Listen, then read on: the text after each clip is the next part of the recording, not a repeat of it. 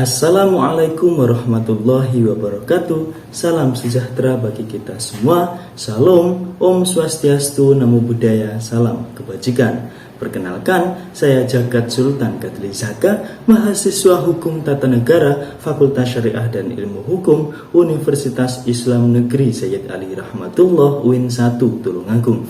Pada kesempatan kali ini, saya akan mempresentasikan mengenai jurnal saya yang berjudul Ekstensifikasi Tujuan Partai Politik Demi Kepentingan Bangsa dan Negara. Penelitian ini dilakukan dengan tujuan untuk meluruskan kembali bahwa tujuan dan tanggung jawab partai politik begitu besar. Partai politik dibentuk bukan hanya untuk mencapai kekuasaan.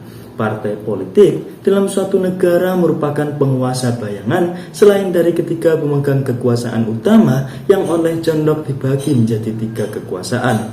Legislatif sebagai pembentuk undang-undang, eksekutif sebagai pelaksana undang-undang, dan yudikatif yang bertugas mengadili pelanggaran undang-undang. Dalam perpolitikan di Indonesia, ketiga kekuasaan tersebut tidak terlepas dari hegemoni partai politik.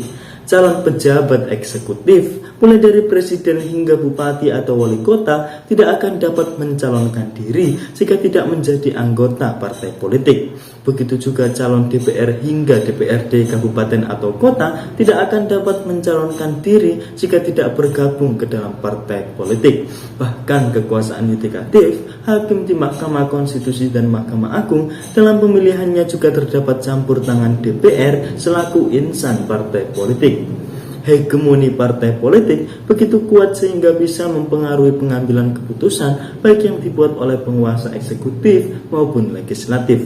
Profesor Miriam Budiarjo dalam bukunya Dasar-Dasar Ilmu Politik menjelaskan bahwa politik dalam suatu negara berkaitan dengan masalah-masalah penting antara lain kekuasaan, power, pengambilan keputusan decision making, kebijakan public policy, dan alokasi atau distribusi allocation or distribution. Secara historis, urgensi dibentuknya partai politik adalah untuk tercapainya distribusi atau alokasi sumber daya alam yang sifatnya terbatas. Dalam hal ini, kesejahteraan masyarakat merupakan tujuan utama dibentuknya partai politik.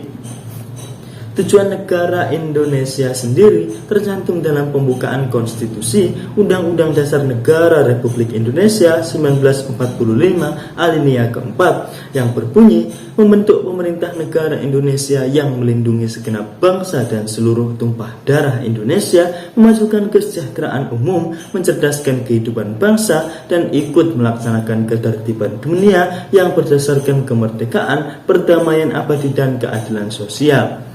Kesejahteraan rakyat dalam hal ini bisa terwujud apabila penyelenggara negara memahami problematika yang dialami oleh rakyat dan mencari solusinya. Untuk dapat tercapainya kesejahteraan, asas-asas demokrasi harus benar-benar dilaksanakan karena semakin tinggi indeks demokrasi suatu negara, kecenderungan indeks kesejahteraannya juga semakin tinggi. Demokrasi setidaknya memuat prinsip-prinsip antara lain adanya pemilihan pejabat-pejabat publik tertentu yang bersifat langsung, umum, bebas, rahasia, jujur, dan adil yang diselenggarakan secara berkala. Adanya pemerintah yang bertanggung jawab dan dapat dimintai pertanggungjawaban oleh Badan Perwakilan Rakyat.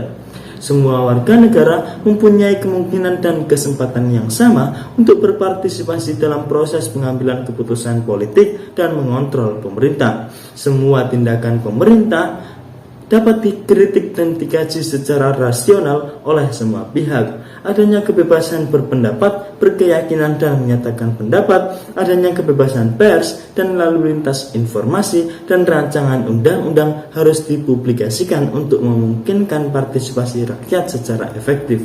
Tujuan partai politik dalam Undang-Undang Nomor 2 Tahun 2008, Contoh Undang-Undang Nomor 2 Tahun 2011 tentang partai politik diatur dalam pasal 10 sebagaimana berikut. Ayat 1, tujuan umum partai politik antara lain mewujudkan cita-cita nasional bangsa Indonesia sebagaimana dimaksud dalam pembukaan Undang-Undang Dasar Negara Republik Indonesia tahun 1945.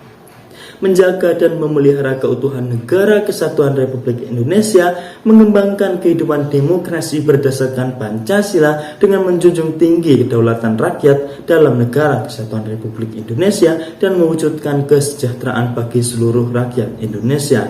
Ayat 2, tujuan khusus partai politik antara lain meningkatkan partisipasi politik anggota dan masyarakat dalam rangka penyelenggaraan kegiatan politik dan pemerintahan, memperjuangkan cita-cita partai politik dalam kehidupan bermasyarakat, berbangsa dan bernegara, dan membangun etika dan budaya politik dalam kehidupan bermasyarakat, berbangsa dan bernegara. Tujuan umum partai politik untuk mewujudkan cita-cita nasional bangsa Indonesia yang tercantum dalam Undang-Undang Partai Politik selayaknya dibuktikan dengan mencetak kader-kader yang mementingkan kepentingan nasional di atas kepentingan individu atau golongan. Namun, fakta yang ada berbanding terbalik. Data yang dibeberkan oleh KPK pada November 2018 membuktikan bahwa sekitar 61,17% pelaku tindak pidana korupsi yang diproses KPK adalah aktor politik atau tindak pidana yang berdimensi korupsi politik, political corruption. Mereka terdiri dari 69 orang anggota DPR RI, 149 orang anggota DPRD, 104 kepala daerah, dan 223 pihak lain yang terkait dalam perkara tersebut.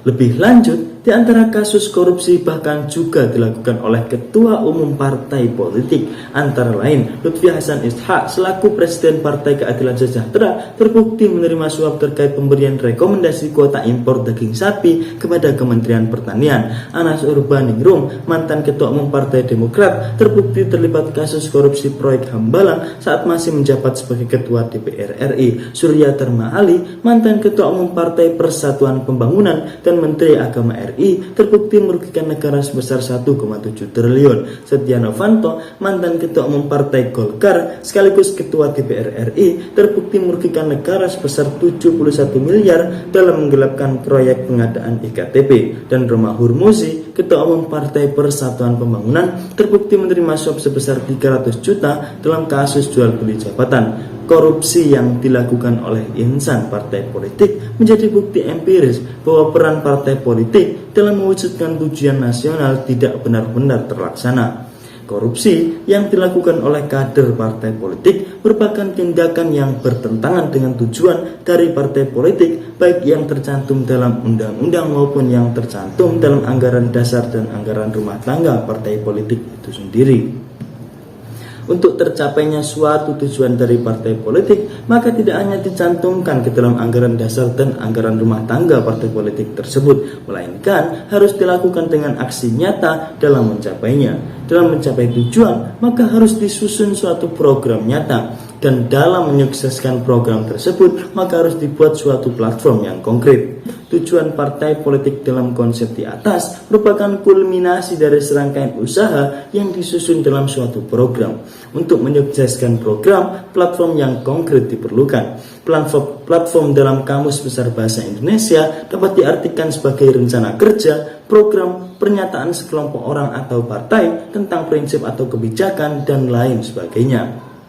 Namun, platform dalam menyukseskan program partai politik yang dimaksud di sini bukanlah platform sebagaimana yang dimaksud oleh Kamus Besar Bahasa Indonesia, melainkan platform sebagai alat atau media yang digunakan untuk mencapai apa yang diharapkan. Partai politik cenderung dianggap buruk oleh sebagian masyarakat karena tindakan kadernya yang buruk seperti korupsi. Jika partai politik ingin dicintai oleh rakyat, maka dalam menyukseskan program yang disusun harus dibuat juga platform yang dibutuhkan.